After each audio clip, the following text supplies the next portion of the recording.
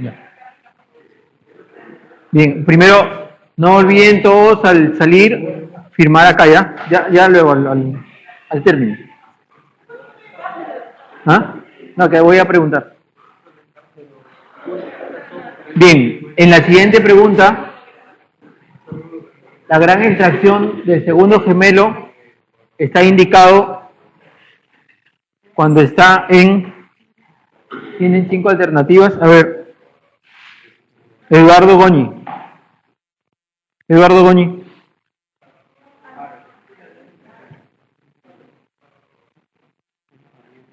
Harold Benítez.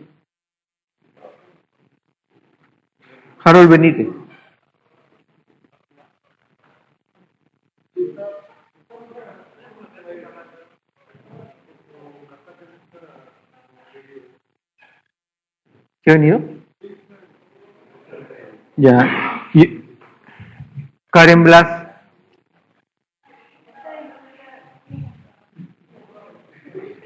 Catherine Bustamante. Es raro. Bárbara Cárdenas. A ver. ¿Cuál sería la respuesta en esa pregunta?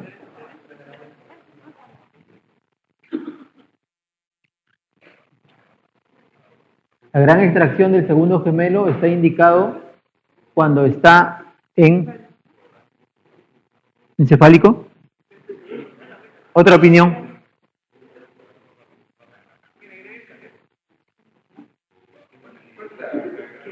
¿Cuál es la gran extracción? Después que sale el primer gemelo, se introduce la mano en cavidad y por fuera se va dirigiendo la cabeza fetal, ¿no? O sea, se empuja la cabeza hacia arriba y se tratan de coger los pies para sacar al bebé en podálico. ¿Ya? Claro, cuando el bebé está en podálico, esa es la gran extracción. El cefálico, si el bebé está encefálico, el segundo gemelo simplemente se continúa, ¿no? ¿El monoamniótico tendrá chance vaginal para hacer una extracción? Monoamniótico. La alternativa monoamniótico. Es parto abdominal, ¿no es cierto? Prolapso de cordón, ¿por qué? Es parto abdominal. ¿Y procúbito de cordón? Procúbito de cordón, ¿también qué? Parto abdominal. Procúbito de cordón, prolapso de cordón, monoamniótico son parto abdominal, ¿no? Cefálico no aplica la gran extracción del segundo gemelo porque simplemente viene encefálico, se dirige y sale. El podálico es donde se aplica la gran extracción del segundo gemelo, ¿no? Se introduce y se dirige.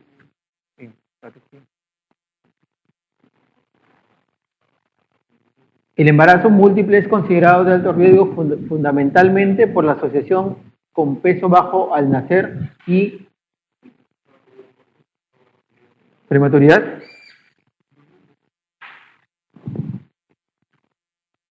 ¿Cuál es el otro factor? A ver, ¿quién dice? Henry Castillo. ¿Sí? ¿Prematuridad? ¿Alguien que opine diferente, que tenga otra alternativa para considerar en esta respuesta, en esa pregunta? ¿No? ¿Está bien? Sí, no hay mucho problema.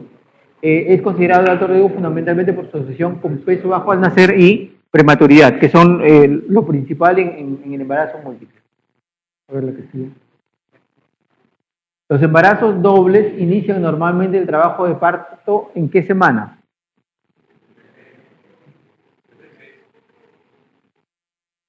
¿36, 32, 38, 40, 28?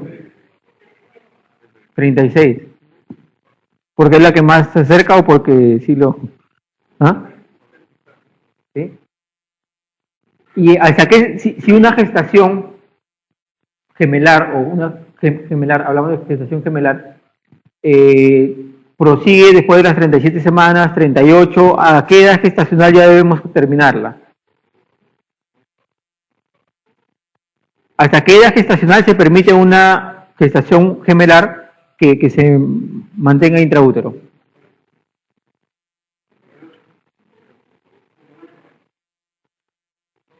Si no se inicia el trabajo de parto, ¿hasta cuándo ya lo vamos a mantener? 39. ¿Ya? Hasta las 39 semanas. Si a las 39 semanas una gestación gemelar no ha terminado, se le induce. ¿Ya? Pero generalmente inicia el trabajo de parto en la semana 36. A ver, contraindicación en el parto vaginal, en las gestaciones monocoriónicas, monoamnióticas, es fundamentalmente por... ¿Cuál es el problema principal por el que no se les da chance vaginal a las gestaciones monocoriónicas, monoamnióticas? ¿Por qué se indica parto abdominal?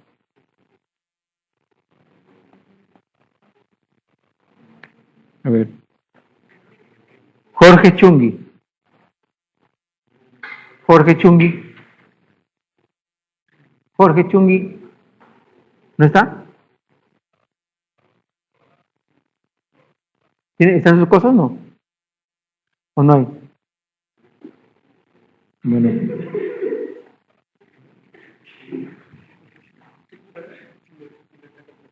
Erika Córdoba. Erika Gabriel. Distocia de cordón. ¿Por qué ¿qué problema sucedería con el cordón si fuera una monoamniótica?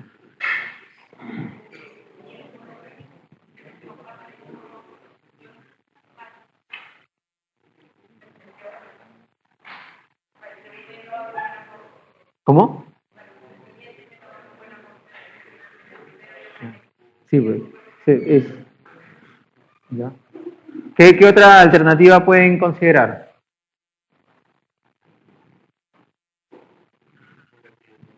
Engatillamiento se puede considerar como la principal razón para que... Aquí la pregunta está orientada a por qué al parto, al embarazo monocoriónico monoamniótico no le damos chance vaginal.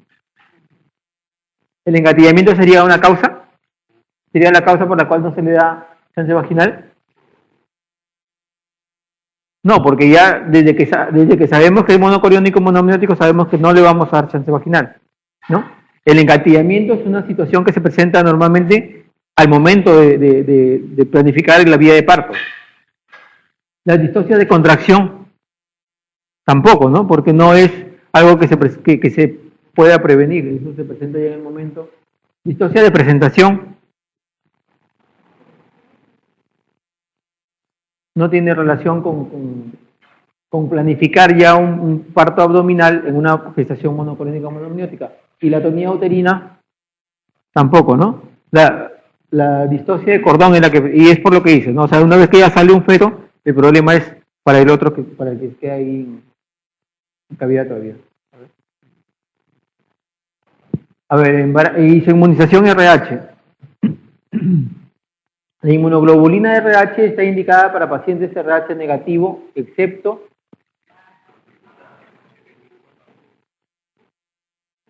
cuando decimos que la paciente ya está sensibilizada. Cuando ya ha tenido contacto, ¿no? Con sangre. Cuando la paciente ha tenido un aborto, se le indica inmunoglobulina RH, ¿sí? En amniocentesis, ¿sí? En embarazo ectópico, en muerte fetal. ¿Y por qué le aplicamos inmunoglobulina en esas situaciones? Por riesgo de hemorragia, ¿no? Y contacto de sangre fetal con la sangre materna. Entonces, ¿en qué caso ya no vamos a aplicar inmunoglobulina? Cuando la paciente está sensibilizada. A ver, la siguiente. Bien, ahí está la inmunoglobulina anti-D, se administra a la madre RH negativa no sensibilizada, ¿no?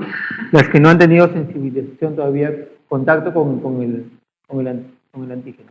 La inmunoglobulina anti-D se administra como profilaxis a todas las mujeres RH negativas a las 28 semanas de gestación, ¿sí? ¿Y en qué otro momento se administra la vacuna? ¿Ah? Hasta 72 horas posparto.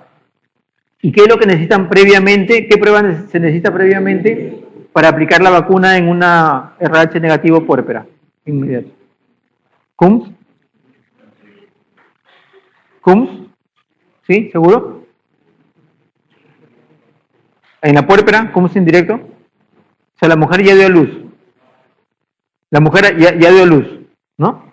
Entonces, ¿qué pruebas necesitamos para saber si le tenemos que poner vacuna o no? En el posparto. Grupo del producto, ¿no es cierto? ¿En qué caso le tendríamos que poner vacuna? Si el bebé es RH positivo, ¿no? Si fuera RH negativo no habría motivo. Todo acontecimiento relacionado con el embarazo que pueda provocar una hemorragia del feto hacia la madre requiere profilaxis de inmunoglobulina. Ahí se mencionan todas las otras alternativas, ¿no? Aborto, embarazo ectópico, amniocentesis, muestreo de vellosidades coriónicas, cordocentesis, traumatismo anteparto, también es otra de las condiciones, porque con el traumatismo obstétrico puede haber algún tipo de hemorragia. DPP, muerte fetal, extracción manual de placenta, versión externa. Dice que se requiere como mínimo 0.01 mililitros de sangre fetal para producir una respuesta inmune en la madre. En la siguiente.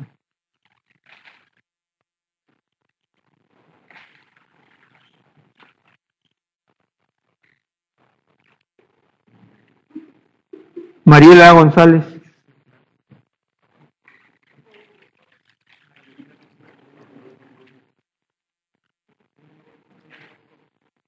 El parámetro para evaluación del embarazo con riesgo de anemia significativa es...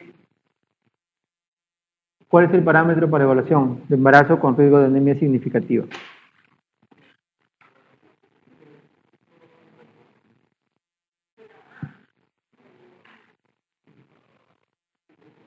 Estamos hablando de isoinmunización, RH, ¿no es cierto? Entonces, la anemia significativa para quién.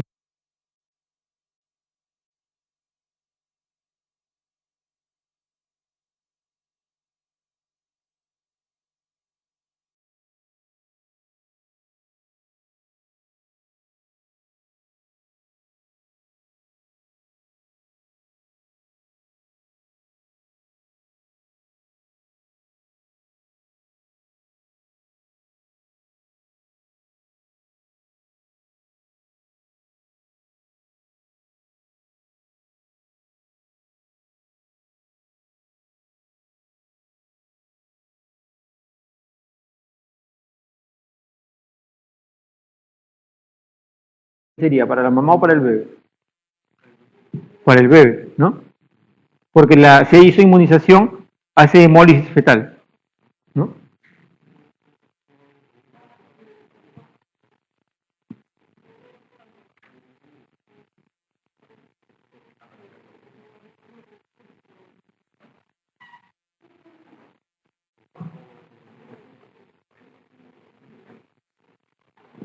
¿Cuáles de los parámetros consideran que puede ser que serviría para evaluar el embarazo con riesgo de anemia significativa? ¿Ecografía obstétrica? ¿Nos ayudaría la ecografía obstétrica? ¿En qué caso nos ayuda la ecografía obstétrica en una paciente con isoinmunización? Pero el ítero fetal ya es cuando ya está complicado el bebé, ¿no es cierto? ¿Qué signos se encuentran en la ecografía obstétrica? Ascitis fetal, ¿no? Se encuentra una separación, una franja negra entre la pared abdominal y el hígado fetal. La pared abdominal fetal y el hígado fetal, ¿no? Entonces ahí ese signo de ascitis ya es, digamos, también hay edema en la piel, son signos de ascitis. ¿El hematocrito materno nos serviría para evaluar anemia significativa en el feto? No hay una relación directa. La ecografía Doppler puede servir, ¿no? Puede servir. Hay algunas alteraciones en el Doppler como evidencia de anemia fetal, pero no es, digamos, no es muy sensible tampoco. La determinación de bilirrubina, ¿puede ser? No. ¿Cómo ayudaría la determinación de bilirrubina? ¿De dónde tomaríamos la bilirrubina para evaluar riesgo de anemia significativa en el feto? ¿De dónde? Del líquido. ¿Del líquido? ¿Del cordón? En todo caso es intrauterino, ¿no es cierto? Ya. ¿El perfil biofísico ayudaría? No, porque eso ya cuando el bebé está complicado. Ya está. ¿Cuál sería la respuesta en este caso entonces? ¿Ah? Bilirrubina. ¿Qué hacemos con la determinación de bilirrubina?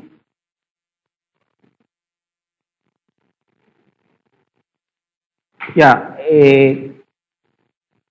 sacamos el líquido amniótico, hacemos un dosaje de bilirrubina con espectrofotometría, ¿no? ¿Y ese valor para qué nos sirve?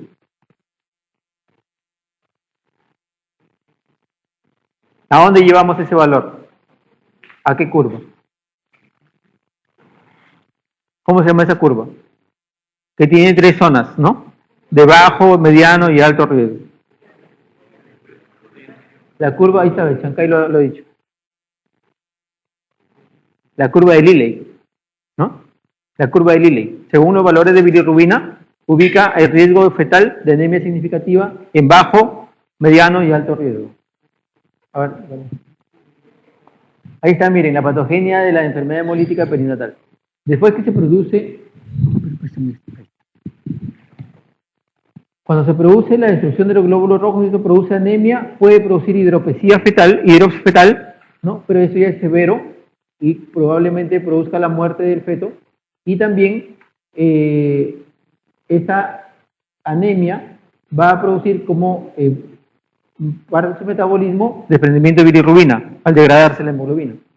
Esta bilirrubina se puede dosar y esa bilirrubina es la que usamos para determinar la severidad del caso, ¿no? Y lo ubicamos según la ubicación que tenga en la curva de Liley. ¿No? No, también se puede hacer intraútero, sí, de la amniocentesis, ¿no? Este bebé, si tiene anemia que no es muy severa, puede ser ictericia y después ya en el parto ictericia severa, kerníctero. Pero eso es cuando ya el bebé nace, ¿no? Dale, a ver la siguiente. La dosis de inmunoglobulina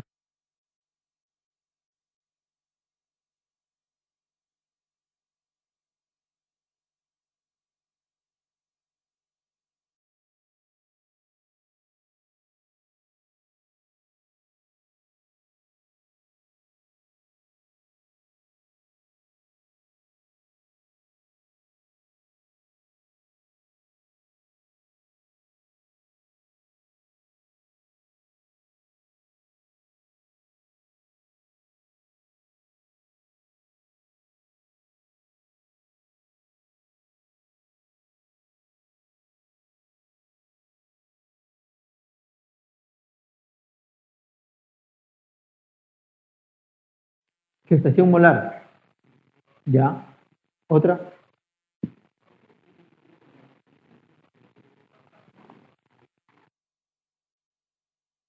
Usamos para determinar la severidad del caso, ¿no? Y lo ubicamos según la ubicación que tenga en la curva de Liley. ¿No? No, también se puede hacer intraútero, sí, de la amniocentesis, ¿no? Este bebé, si tiene anemia que no es muy severa, puede ser ictericia y después ya en el parto ictericia severa, kerníctero. Pero eso es cuando ya el bebé nace, ¿no? Dale, a ver la siguiente.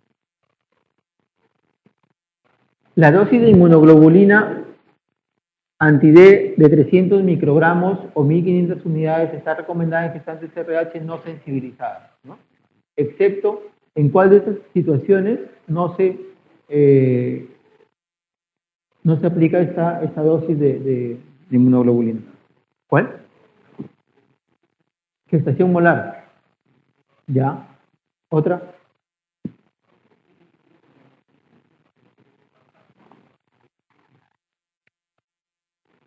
Jorge Guayanay.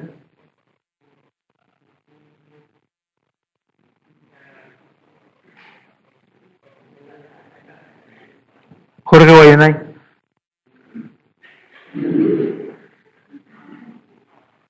A ver, lee la pregunta y cuál es tu respuesta.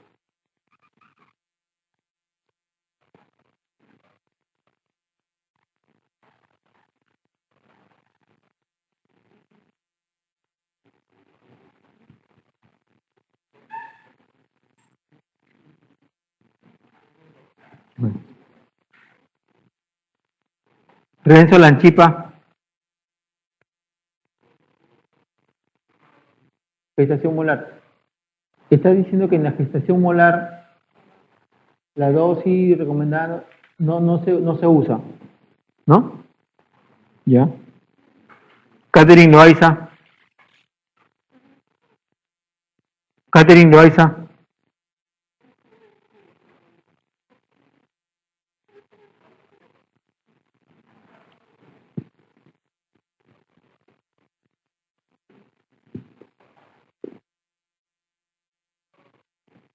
¿Cómo? La C, gestación molar también. ¿Alguien que tenga una respuesta diferente? ¿O todos están de acuerdo con que gestación molar es la respuesta? A ver, vamos una por una. ¿En aborto se va a aplicar la inmunoglobulina? Sí, no hay problema, ¿no? Amniocentesis, también. Gestación molar, esa es la duda. Biopsia corial, también. En una puérpera de parto normal, depende de lo que salga, ¿no es cierto? ¿Y en la gestación molar se aplicaría? Sí, porque es una gestación de todas maneras, ¿no? Tiene vasos, tiene... ¿Cómo? Pero son las vesículas. Pero todo ahí de todas maneras es un trofoblasto que hay... ¿Ah?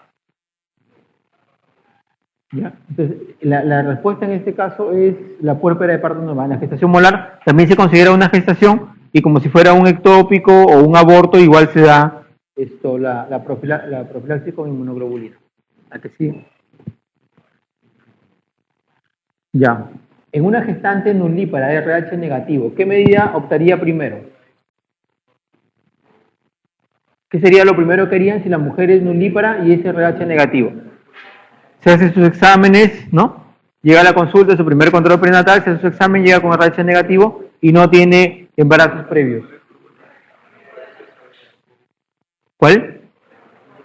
Determinar el grupo de la pareja. ¿El CUMSI directo para qué sirve? De los eritrocitos fetales, ¿no es cierto? El CUMSI indirecto, anticuerpos en la sangre materna. ¿Se le pediría una amniocentesis? No. ¿Una biopsia corial? Tampoco, ¿no? No sería determinar primero el grupo de la pareja. Si la pareja es RH negativo también, no habría problema. El problema es cuando la pareja es RH positivo. Ahora, si es RH positivo va a depender si es homocigoto o heterocigoto, ¿no es cierto?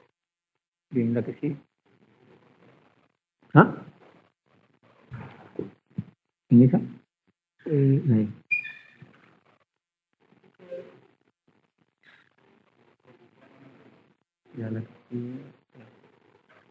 A ver, en este caso, dice multigesta de 40 años de edad, quien cursa con gestación de 37 semanas. Ingresa por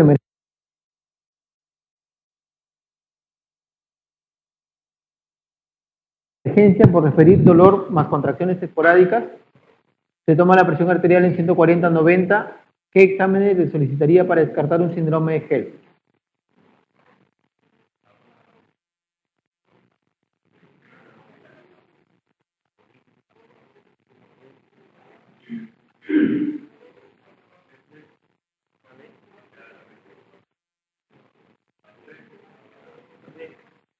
¿La B? ¿Qué otra?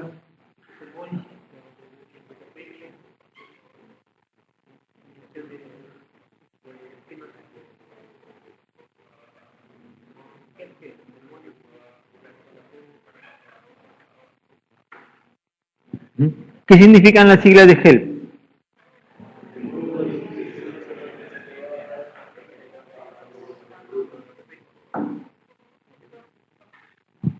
¿Cómo es? Hemólisis, ¿qué más?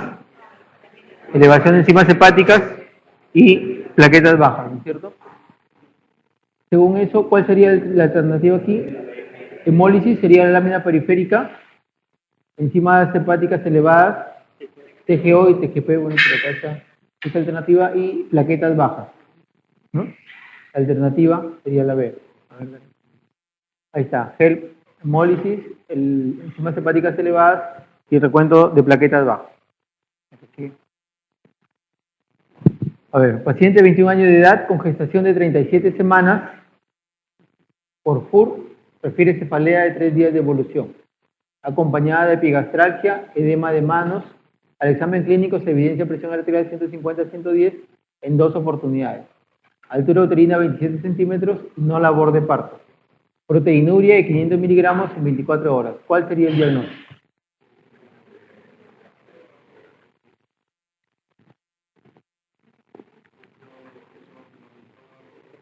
Yoko. Severa.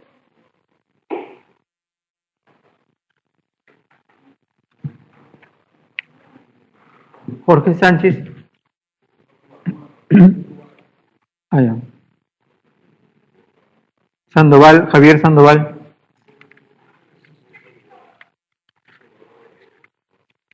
Javier Sandoval. ¿Te guardas de mí? Sebastián. ¿Ah? Preeclampsia severa. ¿Qué criterios tienes acá para mencionar que es una preeclampsia severa? Para considerar una preeclampsia severa.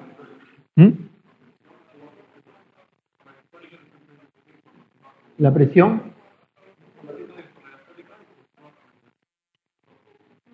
La diastólica, ¿qué más? RCIU, ¿qué más? ¿Qué más? Proteinuria no. ¿La cefalea serviría?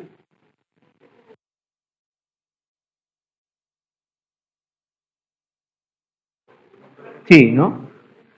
La epigastralgia también sirve para severa. El edema de manos, el edema no necesariamente nos indica. Puede ser esto para tener en cuenta, para hacer un seguimiento más cercano de la paciente, pero no es un criterio para preeclampsia. La presión, la diastólica 110, en 2 oportunidades, la altura uterina en 27. ¿Cuánto esperaríamos tener de altura uterina con una gestación de 37 semanas? 33,5, por lo menos, ¿no? Como altura promedio. ¿Y cuál es la diferencia entre la altura uterina esperada y la altura uterina real en centímetros para considerar el diagnóstico de RCIO?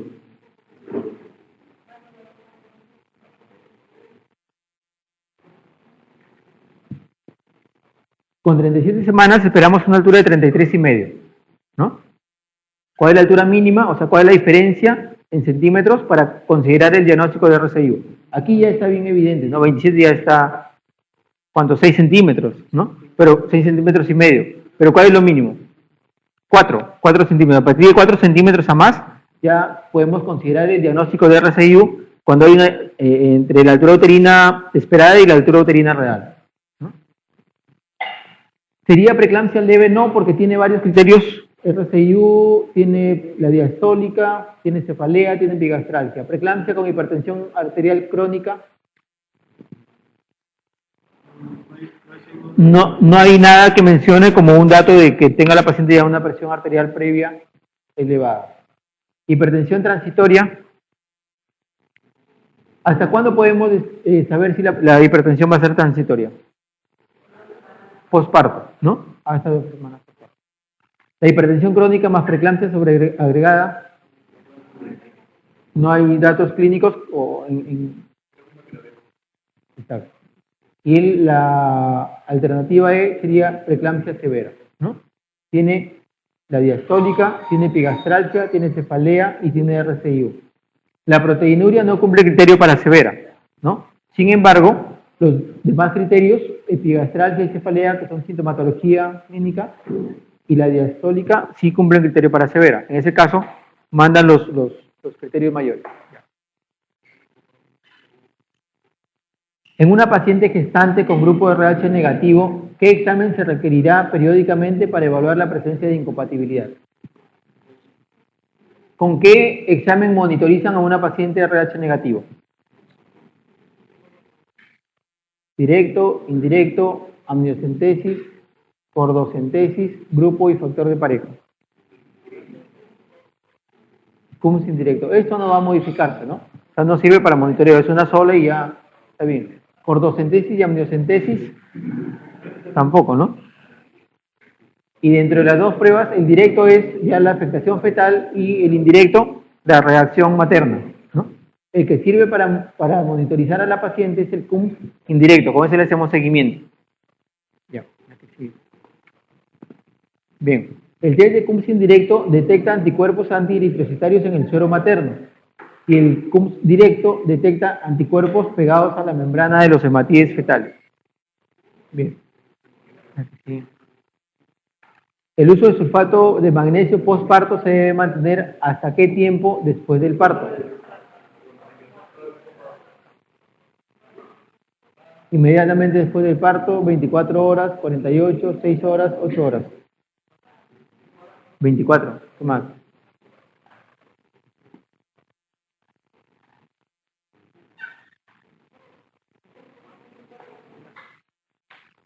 ¿Y por qué 24? Si el riesgo de convulsiones está hasta las 72 horas. ¿Ah?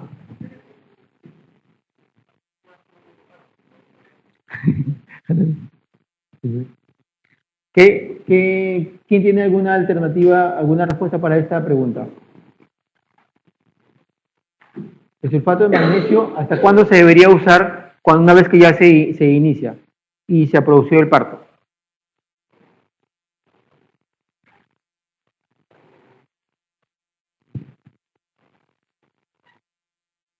No. Bueno,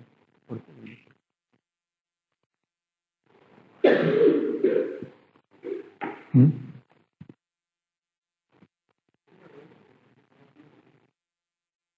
A ver, ¿quién más?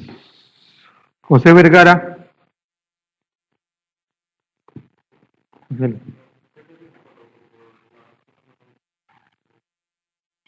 Es porque hay un pico mayor de incidencia de eclampsia en este momento. Ya, la alternativa a la respuesta es la B, hasta 24 horas postparto. Todas esas no, son 6, 8 está incluido dentro de 24, 48 ya no, se prolonga mucho. Y se produce inmediatamente después del parto no, también porque el riesgo todavía se mantiene, ¿no? de que se produzca algún episodio de eclampsia. Por el riesgo de eclampsia. Pero es 24 horas. Bueno, esta ya la habíamos revisado antes también. Los siameses son productos de embarazo múltiple monocigoto, en donde la división embrionaria ocurre ¿en qué momento? Luego de los 13 días, ¿no? Luego de los 13 días ya se ha producido la división del trofoblasto y la división del disco embrionario, ¿no? Entonces ya está empezando a diferenciarse el disco embrionario. Por eso es que si la división sucede después de los 13 días, hay algunas zonas en las que van a compartir, ¿no? Antes de eso, al no haberse producido la división del disco embrionario, si se separan, van a ser, digamos, independientes, no hay problema con uniones ni fusiones de ninguna parte. ¿Qué se produce luego de los 5 días? Bueno, hasta los primeros días, ¿qué tipo de división sería? En los primeros días, los primeros 4 días. ¿Cuál?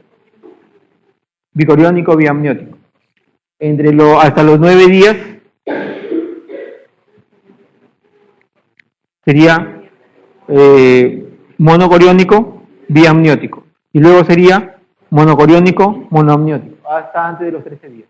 Después de los 13 días ya son los siameses.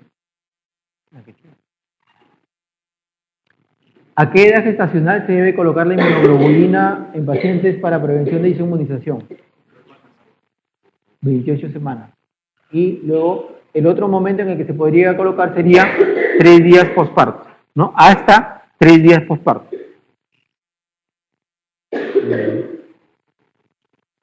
En la prevención y manejo de convulsiones en la paciente con preeclampsia severa o eclampsia se debe administrar cuánto de sulfato, cuánto de diazepam, difenilidantavina y ¿cuál? Sulfato de magnesio 4 gramos en bolo y 1 gramo cada hora. Sulfato de magnesio 1 gramo cada hora. Siempre hay que dar una dosis de ataque. Diazepam 10 cada 6. No. Difenilidantavina.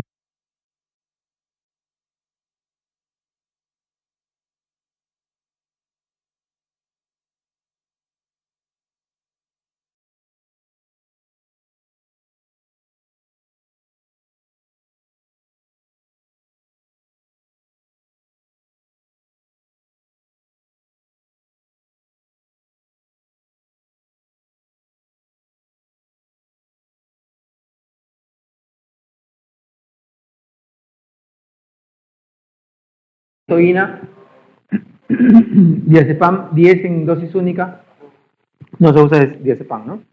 Bien. Ahora, ¿qué otro esquema para el uso de sulfato de magnesio tenemos? 6 de dosis de ataque y hasta 2 gramos como dosis de mantenimiento.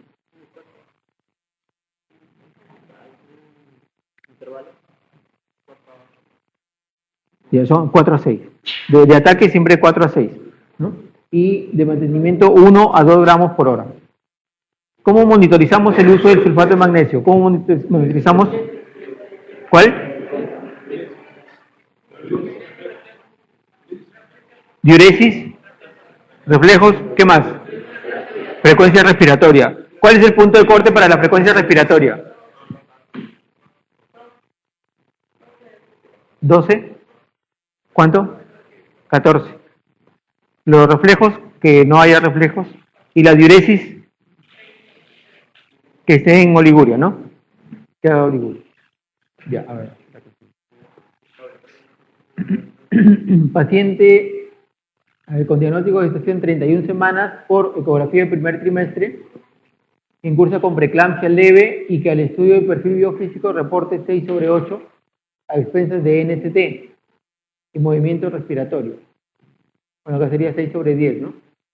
¿Qué recomendaría usted? ¿Cómo manejamos a esos pacientes?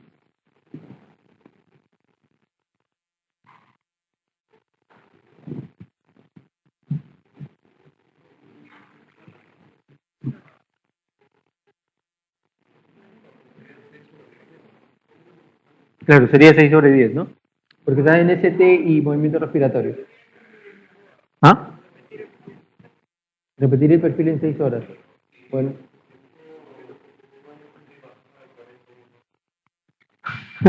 Prolongar el NST.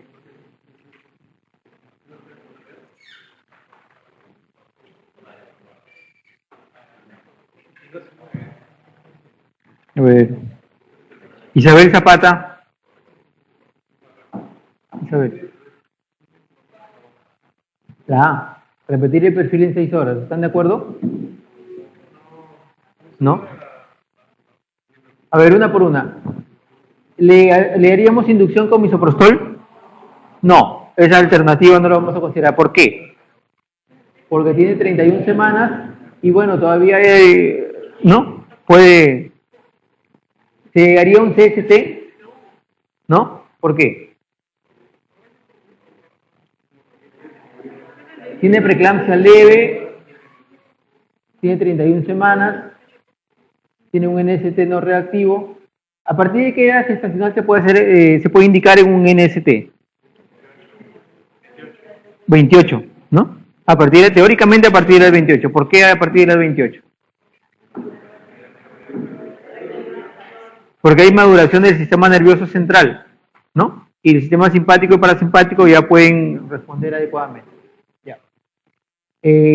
Los movimientos respiratorios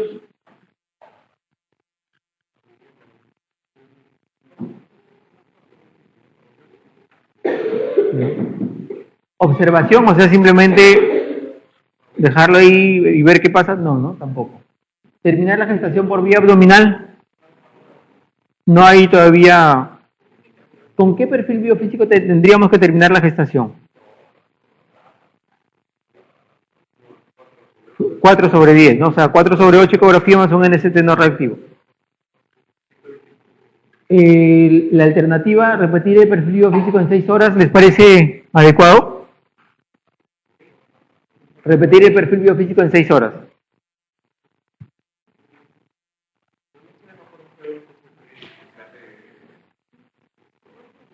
Pero ya, CST le harías, pero tiene 31 semanas. De estas alternativas, digamos que la mejor sería repetir el perfil biofísico en 6 horas. ¿Cuál sería otra de las alternativas para esta paciente? Bueno, eso ya le estás haciendo maduración de que entró. ¿Qué otra alternativa tenemos mejor que repetir el perfil biofísico en 6 horas? Una ecografía Doppler, ¿no es cierto? ¿Qué buscamos en la ecografía Doppler con 31 semanas y con preeclampsia leve? ¿Ah? Puede haber presencia de Notch. ¿Qué más? Eso respecto a la arteria uterina de la mamá. Y respecto al bebé, ¿qué podría estar pasando? La alteración en el índice cerebro-placentario. ¿Cuánto debe ser la relación normal en el índice cerebro-placentario? Mayor de 1, siempre mayor de 1. Cuando se acerca a 1, está alterándose. Cuando llega a 1, ya no hay diástole y luego menor de 1 ya hay diástole en reversa. O sea, ya está invirtiendo el flujo. Y en ese caso sí se tendría que terminar la gestación. Ahora, de estas alternativas, la mejor es repetir el perfil biofísico en 6 horas. Si aquí hubiera alguna que diga ecografía Doppler, esa sería la mejor, ¿no? Porque adelanta más. Ahora, una ecografía Doppler se adelanta a la alteración del NST hasta con una semana, ¿no? Puede ser una semana antes ya tener el Doppler alterado, pero el NST normal, ¿no? Es decir, si en un momento el Doppler está normal, el NST también va a estar normal, pero puede llegar un momento en que el NST esté normal, pero el Doppler ya esté alterado, ¿no? Ya, entonces,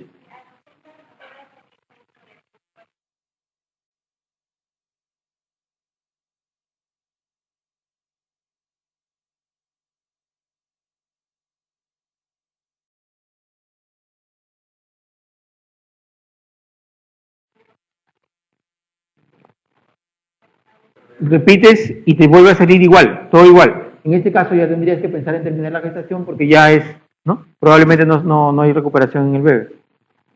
¿Sí? O reevaluar, si es una paciente, está con diagnóstico de preeclampsia leve, hacer algún estudio por qué lado se estaría complicando la mamá, ¿no? Laboratorialmente si es que hay alguna alteración más, para tener ya más criterios para terminar la gestación.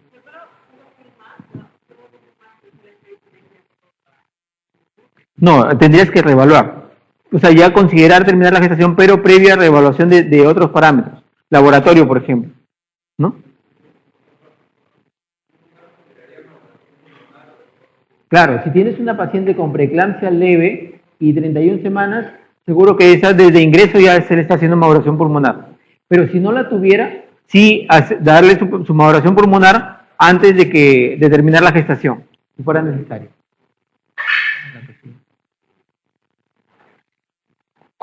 ¿Cuál de los siguientes criterios hacen el diagnóstico de preeclampsia severa?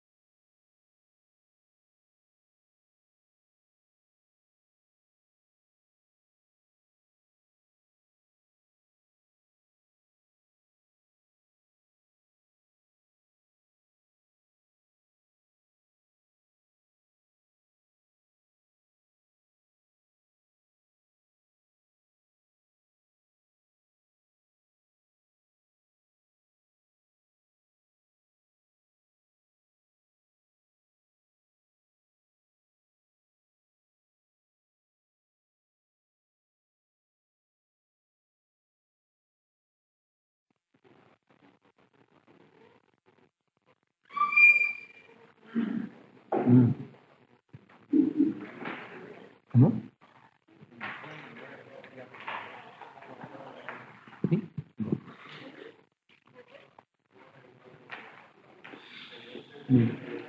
Bien, listo, eso es todo. ¿Han firmado todos acá? A ver, firmen.